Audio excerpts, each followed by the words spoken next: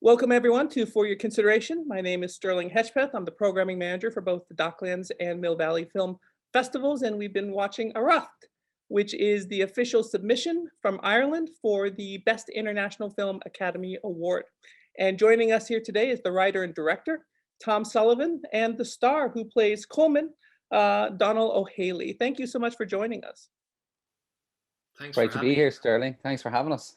Tom, let's start with you. What inspired you to, is this your first feature film?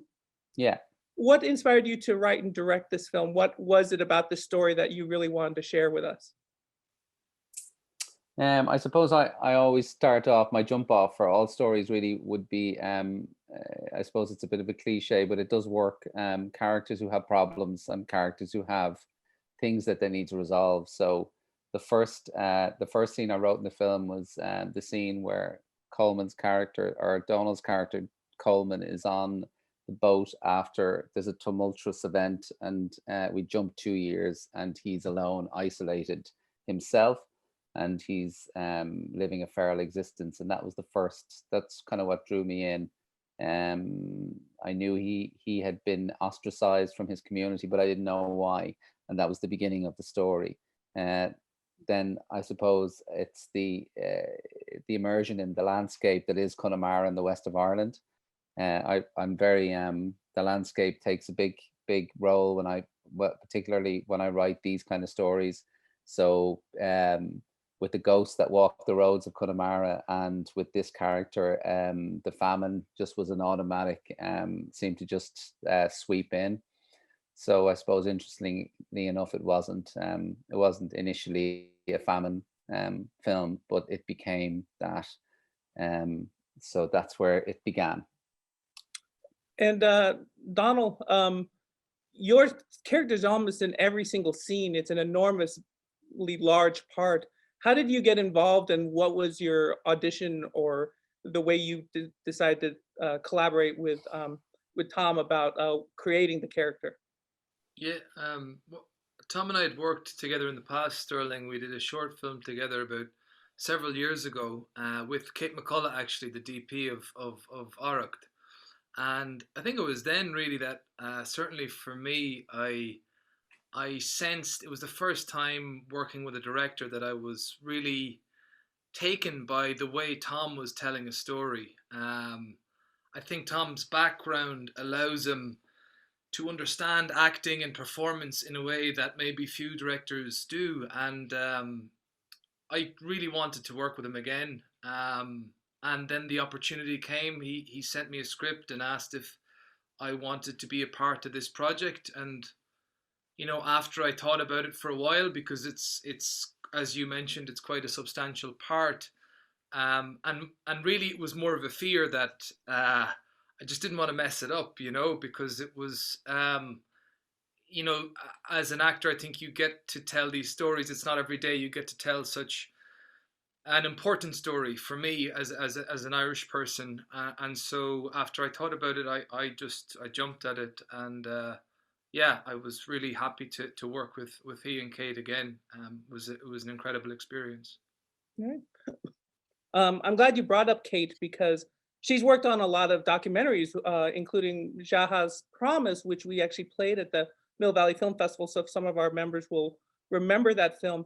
I think the film feels like has enormous epic scope because of the subject matter that you deal with, but also the look of the film. Tom, talk about collaborating with Kate as far as the look of the film. So it has an enormous emotional sweep, even though it's a very intimate film in terms of its characterization.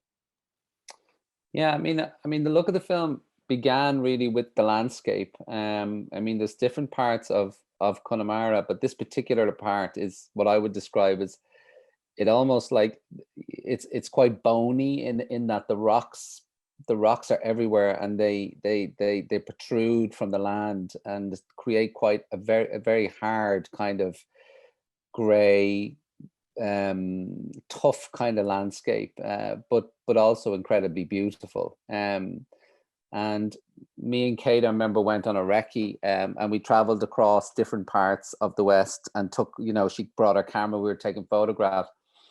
And what we agreed on very early in it, it's, Ireland's a very beautiful, but what we tried to avoid is prettiness, and shoot the beauty. And prettiness was always on our radar in terms of what to avoid. It was funny, there would be moments where we turn the camera and Kate would go, "No, that's just too pretty.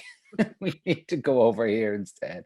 So that was, I think that really guided us. And also, I mean, also with costume and in characterization, I always wanted them to look real, like they were working. I see so many things that are set back then, and I'm always astounded as to how clean that everybody looks. It always blows my mind.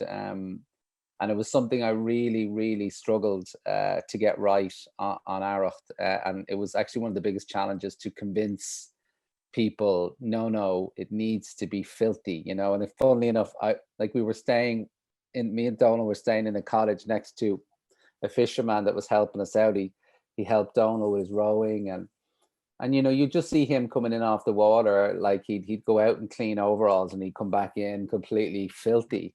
And I'd watch him and I would show the costume people, I would say, like, he's been out there for a day, this guy lives in 1840, like, and he's cleaner than this guy, you know what I mean? It's just like, so, like, I suppose that was part of the look of it. And Kate's stunning. She's a stunning it's a stunning cinematographer.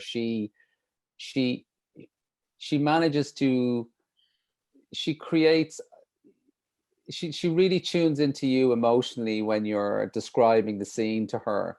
And the film was always about the landscape and the characters in it. So we shot very few close-ups, and most of it is people in a landscape, and almost being towards the middle of the film, Coleman indeed becomes subsumed by the rocks, and it's as if he's been swallowed up by it.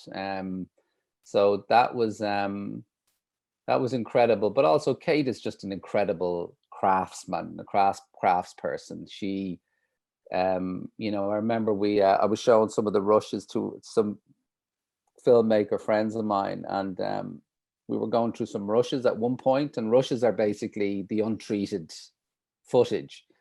And these guys were looking at it, and I was saying, and about 20 minutes into it, I was saying, and then we were talking about a fight sequence, and I would say we might use this.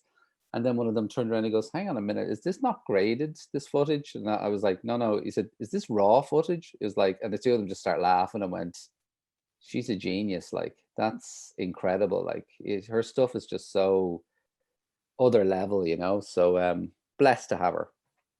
Yeah. Well, the film is incredibly immersive. It's very easy for us to get lost into the story just because we're enveloped by all the look and the feel and the tone of it. Dónall, what was it about Coleman that you were able to most easily identify with? And what were some of the harder challenges, especially since he's such a recessive character? He kind of keeps his cards very close to the vest from the get-go. Yeah, yeah. For sure he does, Sterling. I think initially how I tapped into him was, it was easy enough in the sense that, the first time I read Tom's script, I had a pretty immediate realization of, if I was born 170 years ago, this could be my story. And when you have that visceral connection with a piece of writing and with a character, it doesn't take too, like, we shot 30 minutes from where I grew up. So we shot in the Irish language, in my native language, and it's something that was just so close to the bone, that there wasn't a whole lot of work in terms of accessing the maybe emotional currency of the piece. What was challenging was probably the physical journey that he goes on within the film, and I knew that from the early stages, when Tom initially approached me, that ultimately we see the famine through Coleman's body, and his body is in one way a kind of a prism for the famine. And I knew we didn't have a big budget to show a lot of starving people and all of that, so that was challenging, but hugely gratifying, because you know, when you apply yourself to a character in that way, and then when it comes to shooting the piece, so much of the work has been done, or a lot of it, in that instance. And yeah, I was just very grateful to have that type of very real physical in to him, that allowed me to kind of exist with him while we were shooting. But that was tricky, you know. It was the weight loss wasn't a whole lot of fun, but we got there in the end. Um, Tom, how long did it take to shoot the film completely? I think we 20 days. Wow, Did we that's have great. 20 days? Yeah. Yeah, 20 days, 4 weeks, 4 or 5 day weeks. The great thing about the film is that there's such great narrative economy. You deal with landowner oppression, you deal with classism, you deal with the potato famine, but it's also an incredible physical and spiritual journey that Coleman goes through, all embodied in a film that's still very tight. What kind of things were important for you in terms of keeping the discipline of that focus and that tightness of the character and the storytelling? Um, I suppose the most important thing for me was the pace. I suppose the pace became very important in the edit. I suppose when I was writing, obviously it was more of an expanse, and I think it was a bigger budget film I wrote. But sometimes you have to do that to get it over the line in terms of the what's the word, in terms of the funders. You know, you need to write something that they're all impressed by, and then they don't give you enough money, and you have to shoot something that's a lot less. So I think what I did was I wrote a big budget film, but I made it for a lot less money. But what that gave to us was a kind of a flinty kind of which led to the authenticity of the film. And I think what I think if you concentrate on, I think it's quite a traditional film in terms of its story. You know, it begins, you get your event, your you know, your initial incident occurs 20 minutes in, and then you're set on this journey and he has to recover. You've got your it's a 3 act structure, you know, and then you have at the end of the second act or the mid second act, you have Kitty coming along. So that helped me. You know, I used that kind of narrative structure.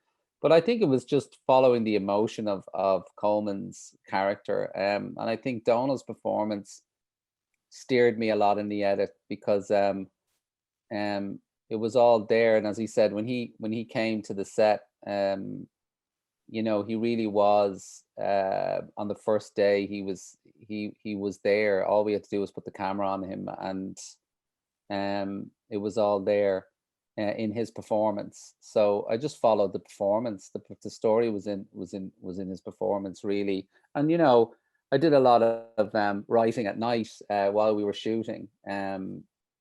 Dónall would remember that. There were just things we couldn't achieve because we just didn't have enough time. So that also created a sense of urgency with the storytelling in terms of we just, I needed to lose stuff, but also just keep the essence. So that meant just cutting page numbers down, which forced me really to remove a lot of fat, I suppose. And what you end up it is a very taut, lean piece. But that was out of necessity. But it taught me a lot about making films, I suppose. And I would definitely be assuming now that I'm writing a couple of things at the moment, but I will be assuming that what is now the unwieldy kind of weighty pieces will it's a style I want to continue, is to end up with something that's 90 minutes that keeps you entertained and also brings you somewhere. And I think that's what films should do. And that's kind of what I ended up getting from Arracht. And the great Roundabout answer. I'm sorry about that. Well, the great thing about the film is it's tight, but it never feels rushed. There's all these beautiful moments with nature, with Coleman in a state of leisurely serenity. Even though he's struggling for survival, he's still finding a certain identity with solitude, so to speak. Dónall, what were some highlights for you in terms of the shoot? Whether it's something that was really difficult that you didn't expect to pull off, or something that you really enjoyed that was quite unexpected but exactly what you needed? There were many Sterling. I mean, I think the first is just the fact that getting to collaborate with Tom, and I think it's funny what we were just saying there in terms of Arracht, and actually all of Tom's work for me, and again when I read the script initially, it was the same thing I was feeling, was the heart in the story, and his stories have tremendous heart and humanity, and I think that's what was so special about Arracht, because we were delving into historical fact to some extent, but we were doing it in a way that wasn't necessarily, you know, driving hate or division, or it was really just living with it and exploring it in a human way, um, and yeah, to collaborate with someone who you jive with as an actor. I mean, I really I love working with Tom. I to first of all to be trusted to tell this story, because I knew this was his first feature, and so when someone entrusts you like that, I mean, it's just a huge honor. So I just really wanted to do him and to do the story justice, and there were so many moments on the shoot. I mean, the shoot was, uh, a lot of the film is shot on water, on the sea, and that's just a nightmare. Like when you're shooting at sea in October in Ireland, um, it's like chaos. And there were so many days where like everything that went wrong could have gone wrong with different challenges. But there was always just this get up and go and this collective kind of backbone character amongst the crew, amongst Tom, and it comes from the top down. And so for me, there were just so many moments of different departments melding as one, people carrying like it was just let's get this job done. And I think there was that sense of importance with the story we were telling, that this was worth committing to for the time we had. And Kuhn, our producer as well, there was just a lot of graft. But for me, the highlight was just to collaborate with Tom and Kate, and the conversations, the laughter as well as all the the mad, kind of physically demanding scenes. There was a lot of laughter, and sometimes you get to play roles that redefine who you are as a person, and I think Coleman was that for me for sure, on many levels. So it was a privilege, Sterling, to be a part of it and to work with Tom and the others. So Well, Coleman's ultimate arc is about his search to reconnect with the world and with humanity, and your rapport with the actress who played Kitty was a wonderful part of it. yeah. Tell us a little bit about working with her, just because your bond is such a critical part of that third act. Yeah, for sure. Amazing actress called Sashini Khin. I think she was 9 years old when we shot it, and hands down the most professional 9-year-old actor in the game. Like, just a total pro, and someone who like was so wise beyond their years. Like, I mean, and Tom will speak to this as well. Like, because we didn't have the budget, we didn't have time. Like she got it right at the times. Like there was like 2-3 takes, and that's all she needed, if even. There was this amazing capacity to get it done and to move the story forward. But she was key. I mean, she's kind of the embodiment of hope and the future in the film. And it was just when you're working with the child, on a film, it's a constant reminder to be present. So and we were just really lucky that we had a great chemistry, and yeah, she's amazing in the film. And maybe Tom would like to add to that, because I know Tom was really central in obviously her casting. Yeah, she was remarkable, and I mean when we cast her, yeah, we had to tick a lot of boxes because she had to speak, authentic Irish from home, taught from home, not school taught. And she had to be tough, and she had to be able, because we knew it was going to be a tough shoot. But what was kind of was a big learning curve. Well, it wasn't. I mean, I've done this with child actors before, on a couple of short films I've done. And what you learn about kids is that you cast somebody, based on an instinct, and then when they're on set, they oftentimes don't bring you the character you imagined, so you have to rewrite or restructure your film around them, and I think that's a massive learning curve. It's a good thing to know as a director in dealing with all actors, because you need to identify the authenticity in a particular actor, and then kind of change stuff a little bit around that, and don't try and pigeonhole people. And I think Sasha, it's a perfect example of that, because her character was supposed to be very weak, meek, and helpless, but she wasn't a meek, weak, helpless child. She was a tough, ass-kicking kid, and the character became that. So instead of Coleman's humanity being found through this child's helplessness, he was pulled kicking and screaming himself back into humanity by this child, which is a dynamic that evolved because of Sasha.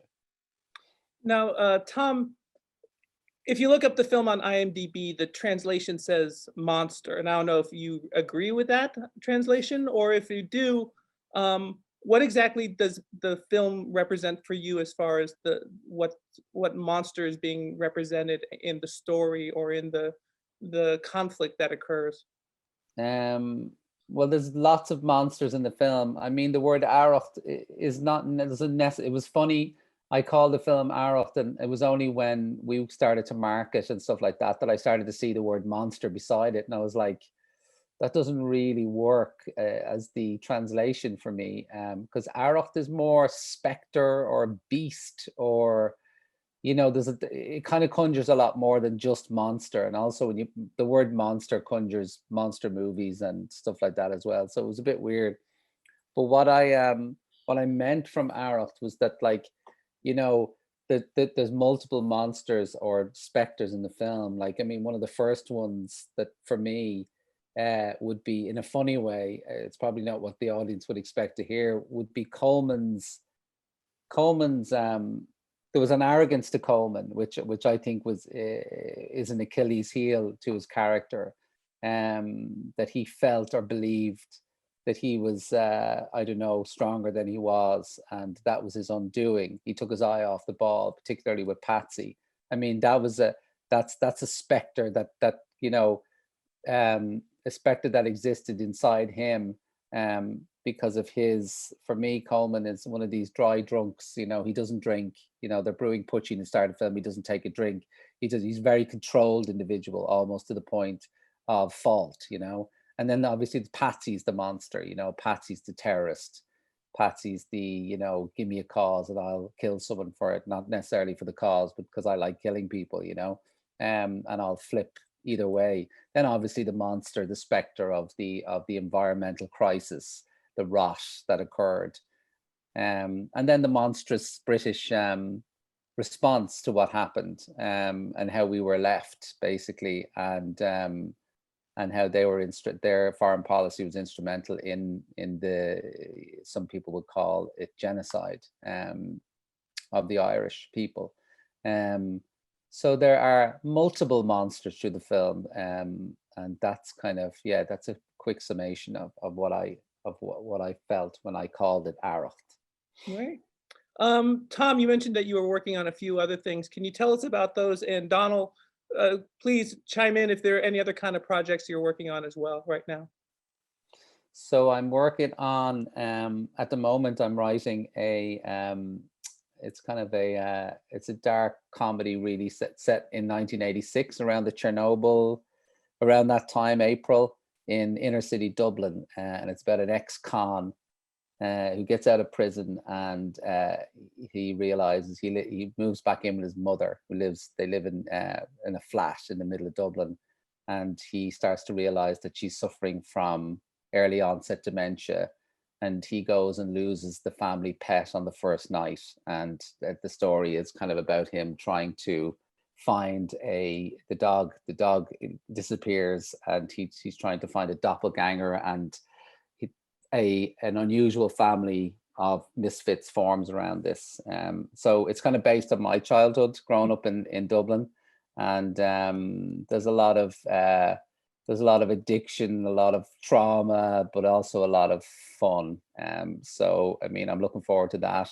So I'd like to go into production on that maybe late this year, early next year. And then there's another project that I am writing about the formation of a football, and Dónall is part of this one. Hopefully he'll be playing the lead. It's about a priest or a monk who sets up a football team called Celtic Football in Glasgow in the 1870s. He's a child refugee from the famine. So it's a companion piece to Arracht. But he sets up a football team to feed starving Catholic children. So it's about the divisiveness of religion and sectarianism, and about a priest who has his demons, and who comes in contact with a bomber who's bombing. There's a bombing campaign in Britain at the time. What becomes the IRA, the Irish Republican Brotherhood, are bombing. So these two characters come together, and there's a Protestant love interest as well. And yeah, it's based on a true story. So it's a very fascinating one, and one that was brought to me, and I'll be working on that over the next 6 months as well. So exciting times ahead. Wow. Anything else to add, Dónall? Yeah, just a feature coming out. The next thing is a feature called Fosca or Shelter Sterling, which is an adaptation of an Irish writer's book, a novel called The Thing About December. Dónall Ryan is the Irish writer, and it's kind of a story about a rural recluse who is forced to come of age later in life, and has to navigate the choppy waters of friendship and trust and love for the first time. Yeah, that should be on the festival circuit sometime later this year, hopefully. Great. Well, they all sound like really interesting pieces. The film itself, you shared with us, is so beautiful. We really appreciate you being able to talk to us about it some, and for our ability to share it with our members and our patrons. So thank you so much, and good luck. Have a wonderful 2021. Thank you so much. Thank you, and congratulations on your new president. Thank you very much. Thank you. Out with the old, in with the new. Yes, indeed. Good.